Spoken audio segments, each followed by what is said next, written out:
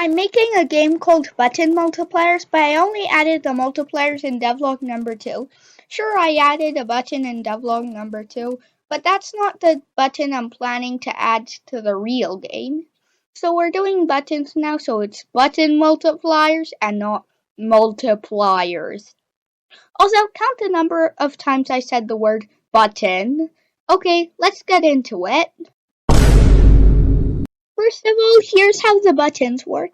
It checks if the button has been touched and checks if you have the required stats. If you have them, it subtracts your coins by a number and adds your multi by a different number. Obviously, we can use different stats and it could reset all the less valuable stats. Also, there's a floating text thingy that always faces towards you. Also, I'm using collection service because programmers are too lazy to copy and paste scripts. Now that you probably understand what I'm doing, time for...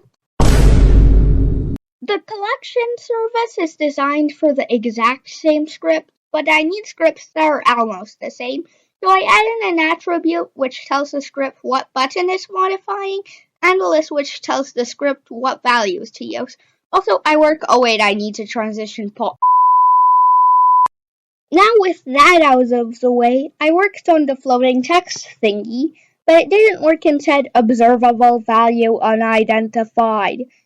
Maybe I shouldn't worry about that considering using the Roblox GUI made it trigger. Everything hasn't worked out so far, so time for... I tried doing a lot of things that didn't work, like adding print statements.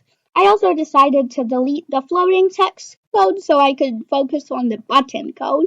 It was super confusing since the free 2 coins button from Devlog 2 works just fine. Then I had an idea. The free 2 coins button only adds while the normal buttons subtract and add. What if the subtract function wasn't working? But first we need to transition parts for that.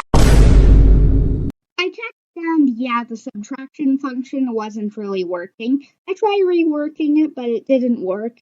I added a setup function in setup called past1, which is basically negative a minus b minus 1.